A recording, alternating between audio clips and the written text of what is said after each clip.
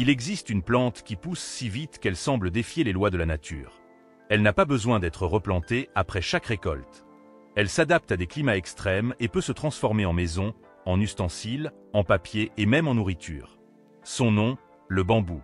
Alors qu'un arbre peut mettre entre 30 et 100 ans pour atteindre sa maturité, certaines espèces de bambou y parviennent en seulement 3 à 5 ans. Cette rapidité de croissance fait du bambou l'une des ressources naturelles les plus renouvelables de la planète. De plus, sa capacité à se régénérer sans nécessité de replantation le rend encore plus efficace et durable. Mais ce n'est pas tout. Le bambou est également une machine naturelle pour absorber le dioxyde de carbone. On estime qu'il peut capturer jusqu'à 35% de CO de plus que les arbres traditionnels. Que se passerait-il si nous remplacions le plastique et le bois par du bambou dans nos produits du quotidien? Et si, au lieu de raser des hectares de forêt pour fabriquer du papier, nous utilisions cette plante miraculeuse? Chaque année, des millions de tonnes de bambou sont récoltées à travers le monde. De l'Asie à l'Amérique latine, sa culture est devenue un moteur de développement durable. Flexible, solide et surtout incroyablement polyvalent. Le bambou compte des milliers d'applications dans la maison, la construction et l'industrie. Son impact est difficile à exagérer. Aujourd'hui, nous allons vous emmener découvrir comment cette plante ancestrale a révolutionné des secteurs entiers. De sa récolte dans des terrains escarpés à sa transformation en objet que nous utilisons chaque jour. Ce que vous allez découvrir n'est pas seulement une chaîne de production. C'est une véritable révolution verte en marche. Préparez-vous à plonger dans le cycle étonnant du bambou. Nous vous promettons qu'à la fin de ce voyage, vous ne regarderez plus jamais cette plante de la même manière. Cultiver du bambou peut sembler simple, mais sa production à grande échelle exige un savoir-faire millénaire et une logistique parfaitement coordonnée. Dans de nombreuses régions du monde, les plantations de bambou se trouvent sur des pentes montagneuses, où l'accès est difficile et l'utilisation de machines lourdes presque impossible. C'est là que l'ingéniosité humaine entre en jeu. Les agriculteurs de ces zones utilisent des techniques traditionnelles, souvent transmises de génération en génération. Armés de machettes aiguisées, ils sélectionnent avec soin les tiges mûres, différenciant celles prêtes à être récoltées de celles qui doivent encore croître. Cette pratique sélective est essentielle. Elle garantit que la plante mère continue de se régénérer, évitant ainsi la surexploitation. Une fois coupé, le bambou n'est pas laissé à l'abandon. Il est attaché en bottes, transporté à pied ou à dos d'animaux de charge par des sentiers abrupts jusqu'aux zones accessibles où il pourra être chargé sur des camions.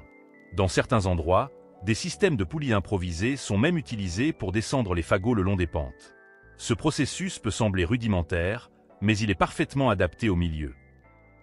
En plus de son efficacité, la culture du bambou a un impact environnemental positif. Contrairement aux monocultures intensives, ces plantations peuvent coexister avec d'autres espèces végétales, protègent les sols de l'érosion et améliorent la qualité de l'air. Grâce à ses racines denses et profondes, le bambou est idéal pour stabiliser les terrains vulnérables au glissement de terrain. Contrairement à d'autres cultures commerciales qui nécessitent beaucoup d'eau et de pesticides, le bambou est remarquablement résistant. Il peut prospérer sur des sols pauvres et sous des climats variables, ce qui en fait une option viable même dans des régions touchées par le changement climatique. Et comme il n'a pas besoin d'être replanté après chaque récolte, l'effort d'entretien est considérablement réduit. Cet équilibre entre tradition, efficacité et durabilité a permis à des milliers de communautés rurales de trouver dans le bambou une source de revenus stable et respectueuse de l'environnement. Mais le voyage de cette plante ne fait que commencer. Ce qui suit, c'est sa transformation. Un processus fascinant où une simple tige devient des objets utiles, durables, écologiques. Une fois le bambou récolté et transporté vers les stations de traitement, commence une transformation étonnante qui combine précision artisanale, normes d'hygiène et technologie adaptées au développement durable. Chaque tige est évaluée selon son épaisseur, sa longueur et sa densité. Seuls les meilleurs sont sélectionnés pour des produits alimentaires ou de haute performance. Les autres sont destinés à la fabrication de papier, de fibres textiles ou de compost. L'un des usages les plus répandus est la fabrication de baguettes jetables. Chaque jour, des millions d'unités sont produites dans des usines fonctionnant avec une extrême efficacité. D'abord, le bambou est découpé en petites baguettes de longueur homogène. Ensuite, une machine polit les extrémités, élimine les imperfections et arrondit chaque pièce avec une précision millimétrique. Même si cela paraît simple, derrière se cache une logistique industrielle complexe visant à maintenir des standards d'hygiène, de rapidité et de qualité constants. Après le moulage, les baguettes subissent une étape de désinfection essentielle. Elles sont brièvement plongées dans une solution antifongique et antibactérienne, puis séchés dans des fours spéciaux à haute température. Ce procédé empêche non seulement la prolifération de bactéries, mais prolonge aussi considérablement la durée de vie du produit. Enfin, elles sont emballées individuellement dans des conditionnements biodégradables ou par paire sous vide, prêtes pour l'exportation mondiale. Mais l'utilité du bambou va bien au-delà. Avec la même matière première, on fabrique des cuillères, fourchettes, spatules, pailles réutilisables et même des brosses à dents. Pour donner forme à ces objets, on utilise des moules en acier qui appliquent pression et chaleur afin de créer des designs ergonomiques. Ensuite, des huiles végétales sont appliquées pour imperméabiliser la surface et la protéger de l'usure. Aucun produit chimique agressif ni vernis synthétique n'est utilisé, garantissant un article naturel et sûr. Ces alternatives écologiques connaissent une croissance exponentielle. Dans le monde entier, cafés, restaurants et supermarchés remplacent déjà le plastique par des ustensiles en bambou. Une paille en plastique met 400 ans à se dégrader, une paille en bambou seulement quelques semaines. De plus, son aspect naturel et ses veinures uniques lui confèrent une valeur perçue supplémentaire auprès des consommateurs soucieux de l'environnement. Cette polyvalence stimule aussi la créativité. Dans certains ateliers, on conçoit des kits complets de couverts durables comprenant cuillères, fourchettes, couteaux et pailles, accompagnés d'un étui en tissu recyclé. Ces produits rencontrent un franc succès auprès des étudiants, voyageurs et travailleurs urbains désireux de réduire leur empreinte écologique au quotidien. Par ailleurs, de petites entreprises familiales ont développé des gammes exclusives d'ustensiles personnalisés, utilisant des techniques de gravure au laser et des pigments naturels. Cela accroît non seulement la valeur esthétique des objets, mais encourage aussi le commerce local et la préservation des identités culturelles. En Indonésie, en Inde ou en Colombie, cette industrie artisanale a généré des milliers d'emplois dans des communautés autrefois dépendantes d'activités moins durables. Les produits en bambou ne sont pas une simple mode écologique. Ils incarnent une nouvelle manière de concevoir la consommation, responsable, consciente et en harmonie avec la nature. Ils prouvent qu'il est possible d'allier beauté, utilité et respect de l'environnement dans un seul et même objet. Et dire que tout cela commence avec une simple tige qui pousse silencieusement au sommet d'une montagne. Dans la prochaine partie, nous verrons comment ce même bambou peut même défier des industries comme celle du papier et de la construction, démontrant que son potentiel ne fait que s'esquisser. Le voyage du bambou ne s'arrête pas à la cuisine. Cette plante millénaire a aussi le pouvoir de transformer notre manière de bâtir et d'écrire.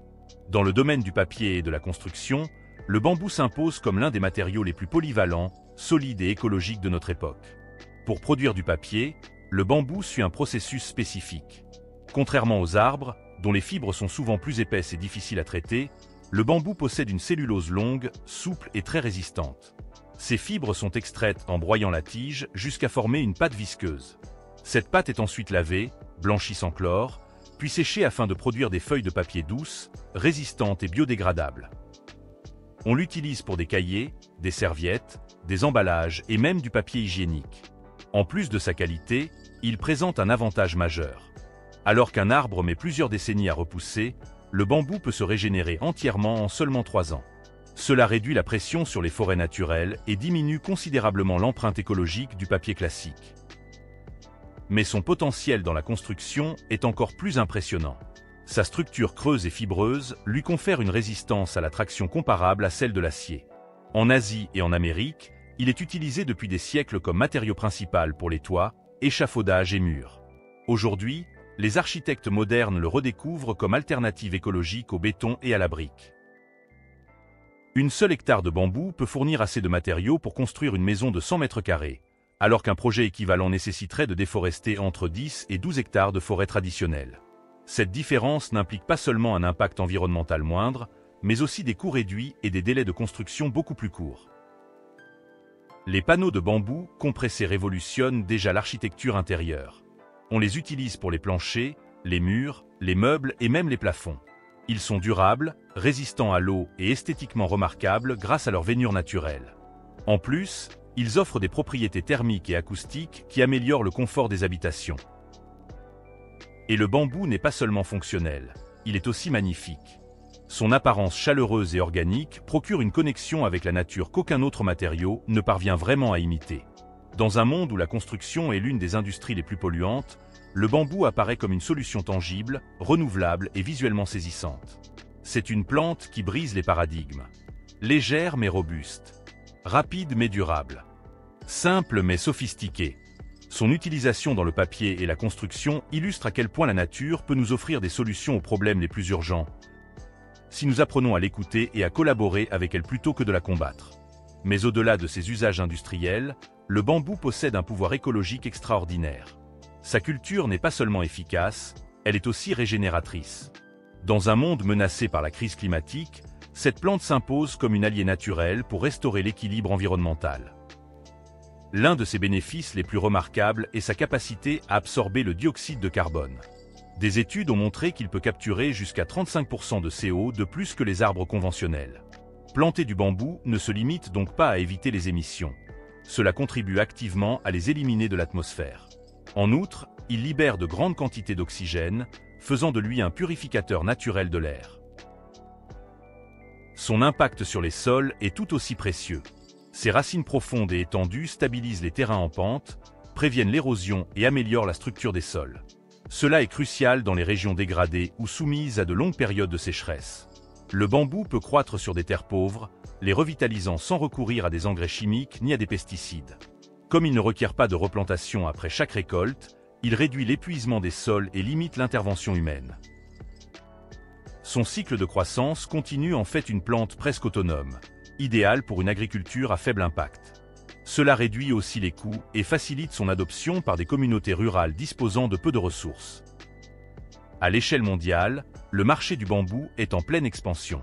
Sa demande s'accroît dans des secteurs variés tels que la construction, la mode, les produits biodégradables et même l'alimentation.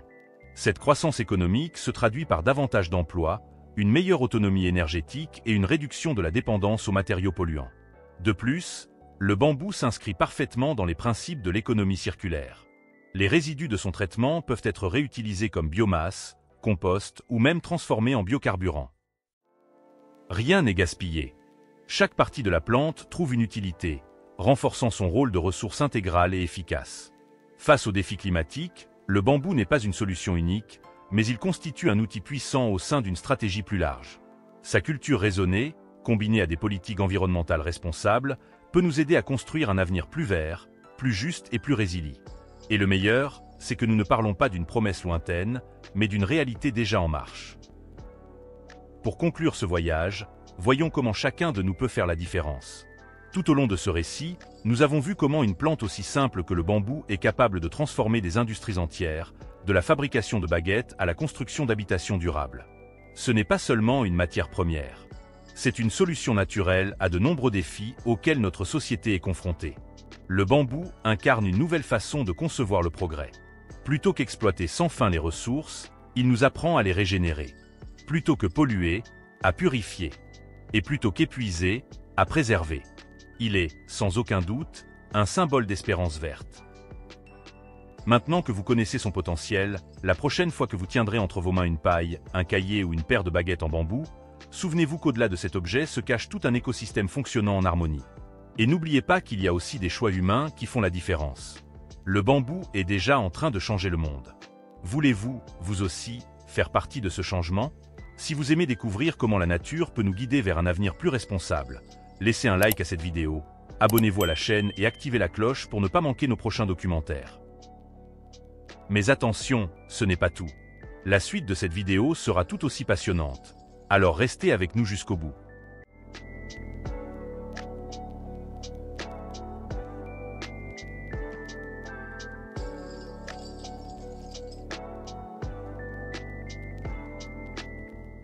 Il existe des univers industriels que l'on croit réservés aux initiés, mais qui révèlent une beauté et une précision fascinantes dès que l'on prend le temps de les observer et de les comprendre. Ce que vous allez découvrir ici fait partie de ces domaines où la puissance des machines et la rigueur humaine s'unissent pour transformer la matière brute en forme d'une exactitude impressionnante.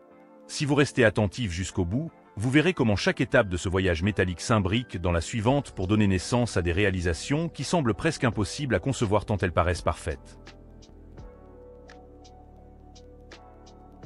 Le cintrage de plaques d'acier commence toujours par une préparation minutieuse, destinée à garantir un résultat parfaitement cylindrique et sans défaut. Une plaque d'acier plate est préparée avec un léger excédent de longueur de chaque côté. Cet excédent est essentiel, car il permet ensuite de réaliser une préparation des bords précise afin que l'acier puisse être roulé dans une forme parfaitement ronde. Les bords de la plaque sont soigneusement chanfreinés pour offrir des conditions de soudage idéales, une étape qui requiert une précision extrême pour aboutir à un cylindre homogène et robuste. Après ce chanfreinage, la plaque est marquée avec exactitude pour guider les opérations de découpe. Cette tâche de traçage garantit un ajustement parfait lors de l'assemblage final. Pour faciliter la découpe nette de l'acier, la plaque est préchauffée à une température optimale, ce qui réduit les tensions internes et évite les fissures.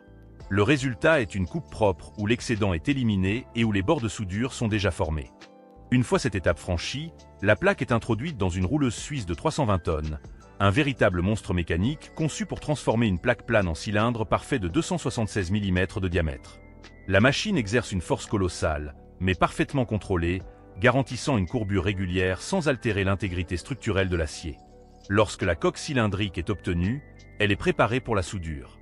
Les soudures sont réalisées selon la méthode de l'arc submergé, qui permet un dépôt très rapide et constant grâce à l'utilisation de 2 fils d'apport simultanément. Un flux protecteur recouvre la zone de soudage, préservant la qualité du bain. Tout excédent est récupéré puis réutilisé, ce qui démontre une démarche à la fois efficace et écologique. La coque soudée est ainsi d'une solidité remarquable et adaptée aux environnements industriels les plus exigeants.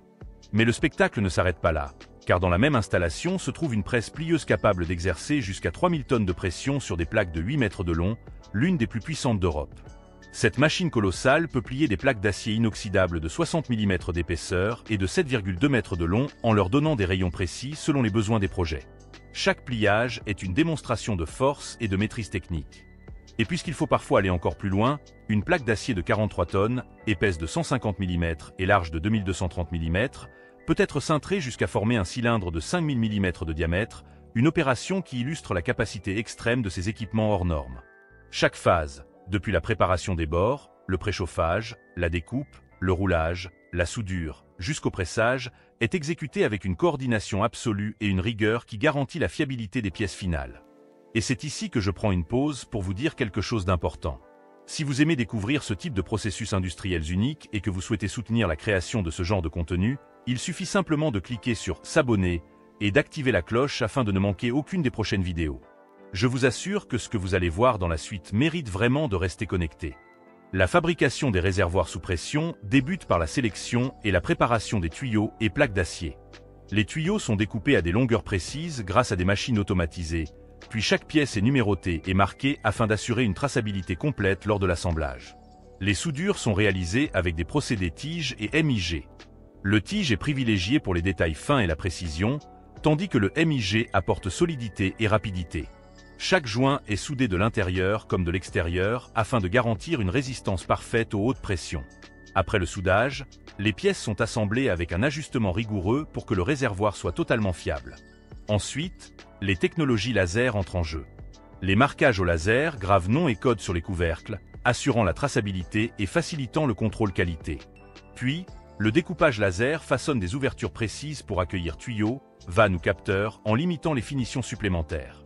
Ces plaques découpées sont ensuite pliées par des machines à 3 rouleaux pour former des cylindres parfaitement adaptés à la suite du montage.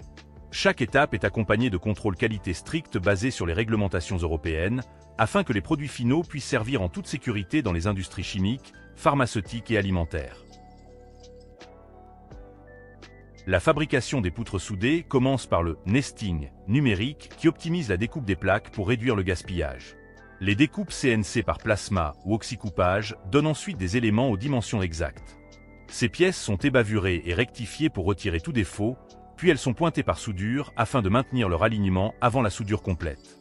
Les coupes et ajustements sont réalisés pour assurer une adaptation parfaite, puis les soudeurs effectuent des cordons continus afin de créer des poutres solides répondant aux normes structurelles. Un passage au gougeage nettoie les soudures et prépare les zones nécessitant correction. Enfin, un processus de redressage mécanique ou thermique garantit la rectitude de la poutre. Les contrôleurs qualité vérifient la droiture, les dimensions et la finition avant d'approuver le produit final.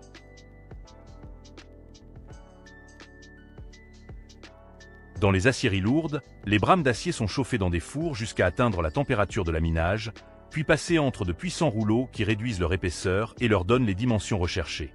Les pieux en acier sont formés dans des laminoirs spécialisés qui leur donnent des profils emboîtables adaptés aux fondations.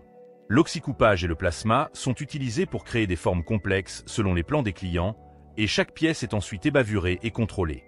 Les tests de ductilité sur des ébauches sphériques sont réalisés à l'aide de presses hydrauliques qui exercent une force progressive pour former des bords arrondis et évaluer la résistance des métaux. Les fonds bombés de 4,5 m sont formés par flambage à froid sur des machines de formage équipées de rouleaux puissants qui descendent progressivement sur la pièce en rotation. Cette méthode garantit une précision élevée même sur des pièces de grande taille. Chez CAH Bastille, une forge lourde produit des lingots pouvant atteindre 600 tonnes grâce à des fours électriques à arc de 150 tonnes, à la dégazéification sous vide et à des presses hydrauliques de 13 000 tonnes capables de façonner des pièces gigantesques pour les industries de l'énergie, du nucléaire et de la marine. Le four électrique à arc de 60 tonnes fond la ferraille grâce à des arcs électriques entre des électrodes en graphite, générant des températures supérieures à 3000 degrés Celsius et permet un recyclage efficace et durable. Les caisses en spirale pour centrales hydroélectriques sont usinées, soudées, redressées et traitées thermiquement pour garantir la précision dimensionnelle et la résistance mécanique. Des rouleuses hydrauliques de presque 900 tonnes cintrent des plaques de 70 mm d'épaisseur et de 4,5 m de large avec une régularité parfaite grâce au contrôle CNC. Les machines à double pincement à 4 rouleaux permettent de réaliser des cônes et des cylindres avec une précision exceptionnelle. Des presses mécaniques de 750 tonnes forment des plaques sphériques destinées aux réservoirs de grande capacité en assurant des courbures régulières et conformes aux normes ASME. Les contrôles ultrasonores sur tube mesurent l'épaisseur des parois en continu grâce à des systèmes O-frame et C-frame qui garantissent une homogénéité parfaite. À chaque étape, la surveillance dimensionnelle continue permet de corriger immédiatement toute variation et de livrer des produits respectant les standards les plus exigeants. Ce voyage au cœur de la transformation de l'acier démontre à quel point la puissance des machines, la rigueur des opérateurs et l'innovation technologique s'unissent pour créer des pièces gigantesques, mais d'une précision chirurgicale. Si vous avez apprécié cette immersion dans le monde des machines monumentales et des procédés industriels incroyables, n'oubliez pas de vous abonner et de liker cette vidéo, car ce qui vous attend juste après est encore plus impressionnant et mérite absolument que vous restiez jusqu'à la fin.